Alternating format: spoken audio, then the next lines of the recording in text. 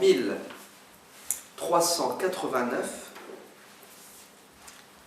il y aura ce qu'on appelle la bataille du Kosovo. Retenez cette bataille, elle est importante, puisqu'elle va avoir un impact des siècles plus tard.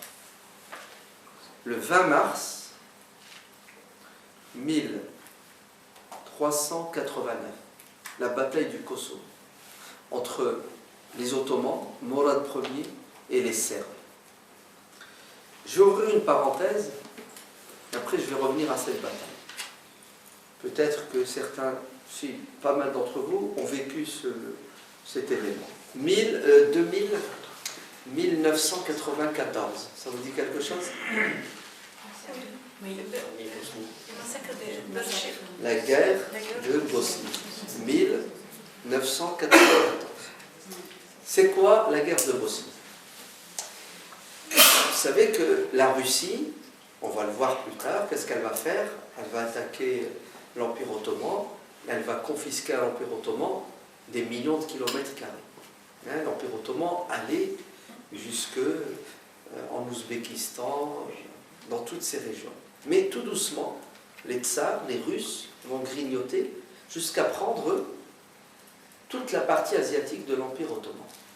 Et après la Première Guerre mondiale, l'Empire ottoman disparaît, et puis on va avoir un bras de fer entre l'Est et l'Ouest. C'est ça, la Deuxième Guerre mondiale, la guerre froide, l'Europe centrale, l'Europe de l'Ouest, et du côté de qui? De l'OTAN, les Américains, c'est ça. Et puis vous avez l'Europe de l'Est, qui est du côté des Russes. On a ce qu'on appelle l'OTAN, un pacte, tous ces pays sont soudés entre eux contre un ennemi qui s'appelle l'URSS, l'Union des républiques soviétiques socialistes. C'est ce qu'on appelle le Comintern. Ainsi, les Balkans, c'est-à-dire la Bosnie-Herzégovine, le Monténégro, l'Albanie, la Croatie, la Serbie, et vous remontez, la Pologne, tous ces pays étaient sous la domination de l'idéologie communiste. C'est bon? Vous me suivez? Très bien. Est-ce que le communisme aime les religions? Non. Ah là là. Le communisme, c'est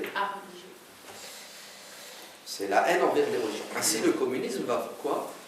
Va détruire le christianisme, le combattre, mais aussi l'islam, car l'islam est très présent dans cette région du monde. Vous avez une entité politique qui s'appelle la Yougoslavie. Ça veut dire les Slaves du Sud. Donc, la Croatie, la Serbie, la Bosnie, l'Albanie, le Monténégro sont dans une entité politique qui s'appelle la Yougoslavie. D'ailleurs, il y avait un dictateur à un moment donné qui gérait la Yougoslavie qui s'appelle Tito. Ça vous dit quelque chose? Tito. Tous les musulmans qui vivent sous la domination communiste subissent une acculturation sans précédent. C'est-à-dire quoi, acculturation? C'est-à-dire on les vide de leur dimension spirituelle, religieuse, musulmane. Les mosquées sont fermées, transformées, les imams sont exécutés, ils ont disparu, il n'y en a presque plus, les Corans n'existent plus. Bref, il n'y a plus d'islam. Vous avez 2 générations qui grandissent et qui n'ont de musulmans que le prénom. Et encore, même le prénom a subi une transformation. Il s'appelle Karim, non, Karimov. Eh oui, Karimov. Allez, vous allez voir. Islamov. Ainsi, même leurs prénoms ont subi une pression communiste. Donc, malgré tout cela, il y a toujours une flamme, c'est ça? Il y a toujours des gens qui vont se battre pour garder la foi dans le cœur des gens. Dans les Balkans, il y a un homme qui s'appelle Ali. Izzat Begovic. À un moment donné, il va partir en Égypte. Ouais. pour ses études dans les années 40. Et à votre avis, il rencontre qui en Égypte dans les années 40? Hassan al-Banna. Et il rencontre un homme qui s'appelle Hassan al-Banna, qui est à l'origine de quoi? D'un mouvement politico-religieux qui a pour objectif de ressusciter la religion dans le cœur des musulmans, qui est morte, d'unir les musulmans dans une entité politique qui s'appelle le califat, qui a disparu en 1924, et Ali Azzat va être formé à l'école de Hassan al-Banna, et il revient en Bosnie, et il fait quoi à votre avis? Il prêche l'islam. Et on a une génération de prédicateurs musulmans dans cette région du monde qui font un travail extraordinaire de réislamisation. Le temps passe, il y a de plus en plus de jeunes qui reviennent à la religion, qui pratiquent, les mosquées commencent à voir le jour, la pression communiste diminue, 1999, chute du mur de Berlin. 89. Non, c'est pas en 89. La chute du mur de Berlin en 89. Ah oui, excusez-moi, je pensais 79. Je retire. 89. Ouais. Chute du mur de Berlin, donc liberté, démocratie, la Yougoslavie n'existe plus, la Croatie devient une entité, un pays, elle fait une demande d'adhésion à l'ONU et la Croatie existe maintenant. Élection, un président. La Serbie, même chose. L'Albanie, même chose. Le Monténégro, même chose. Et la Bosnie a fait la même chose. La Bosnie est reconnue. Il y a des élections. Et qui c'est qui gagne les élections? C'est le parti démocratique de Ali Aizat Begovic. Et bien entendu, la Bosnie a une population hétéroclite. Vous avez des musulmans qui sont très nombreux, 40%.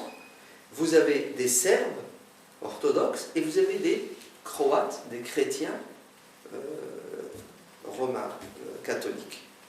Écoutez bien, dès que la Bosnie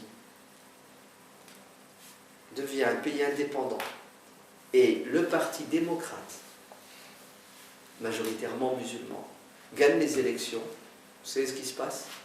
1994, la Serbie envahit, attaque la Bosnie. Nous, on l'a vécu, cette guerre de Bosnie. Est-ce que vous savez que les bourreaux serbes, Radovan, Slobodan Milosevic et tous ces gens-là, les discours qu'ils tenaient, c'était quoi? Je vous résume, c'est sorti de leur bouche, ils l'ont écrit noir sur blanc. Ils disaient, la guerre de Bosnie, cette bataille-là qu'on est en train de mener contre les islamistes, les intégristes, ils les appellent les Turcs. Écoutez bien, c'est la revanche de la bataille du Kosovo. Ça va?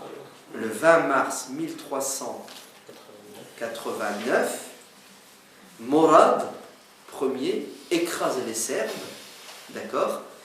Et ils n'ont pas avalé cette défaite, et ils l'ont gardée dans leur esprit, ils l'ont transmise de génération en génération, jusqu'à ce qu'en 1994, ils décident de quoi? De se venger. Et ils se sont vengés, mais bien comme il faut. Ça a été un massacre, la Bosnie. Vous savez pourquoi ça a été un massacre? Parce que Tito, quand il dirigeait la Yougoslavie, il dirigeait la Yougoslavie à partir de la Serbie. Toutes les usines d'armes étaient en Serbie. Ainsi, la Serbie, orthodoxe, fanatique, haineuse, avait les moyens de faire une guerre. Qu'est-ce que va faire l'ONU? Écoutez bien l'ONU. L'ONU est censée protéger tous les pays qui adhèrent à son institution. 1990, Saddam Hussein, le dictateur de l'Irak, envahit le Koweït. Vous vous souvenez? Qu'est-ce qu'a fait l'ONU? L'ONU vient en courant protéger, libérer le Koweït, parce que le Koweït fait partie de l'ONU. C'est ça l'ONU. Ce qui est bizarre, c'est que la Serbie envahit la Bosnie. La Bosnie, c'est un État qui a signé la charte de l'ONU. Et au lieu d'attaquer la Serbie, d'envahir la Serbie, vous savez ce que fait l'ONU? Non, c'est pas qu'ils font rien, Rachid. Parce que s'ils faisaient rien, à la rigueur, ils font rien. Non. Ils vont faire un embargo. Eh oui. Un embargo contre qui? Le bon sens voudrait que l'embargo soit contre les Serbes qui agressent les Bosniaques. Oui ou non? Va écouter. L'embargo va toucher les Serbes et les Bosniaques. Et les Bosniaques agressés, au lieu de les aider, qu'est-ce que fait l'ONU? Il empêche les Bosniaques de s'armer, d'avoir des armes, de l'aide contre les Serbes. En fait, ils les laissent se débrouiller entre eux. Non, ils ne les laissent pas se débrouiller entre eux, Abdelrani. Ils empêchent les Bosniaques de se donner les moyens pour se défendre contre les Serbes qui ont les moyens. Vous avez compris la complicité de l'ONU? Vous allez me dire, non, c'est trop. Ouais. Lisez, il y a un livre qui est sorti là, au mois de juin, sur le massacre de Srebrenica, c'est ça? Srebrenica, c'est une ville. L'ONU, à un moment donné, va envoyer des soldats. Enfin, vous allez comprendre pourquoi. Je reviendrai sur Srebrenica. Laissez tomber. Donc, la Bosnie est encerclée. Pas le droit d'avoir des armes. Donc les Bosniaques font ce qu'ils peuvent. Et pendant 2 ans, c'est un massacre. C'est des milliers d'hommes et de femmes qui sont tués, des enfants. Hein. Tout est détruit, tout est bombardé. Très bien. Malgré cela, tout doucement, les Bosniaques commencent à quoi? À se remettre debout et à gagner du terrain et à repousser les Serbes. Et à un moment donné, il y a une bataille qui s'appelle la bataille de Sarajevo. Et les Bosniaques étaient presque arrivés au bout de cette bataille. Il leur manquait juste l'aéroport de Sarajevo à prendre aux Serbes. Et alhamdulillah, la guerre était plus ou moins gagnée. Mais écoutez ce qui va se passer. Retenez, écrivez ça en rouge. Au Portugal,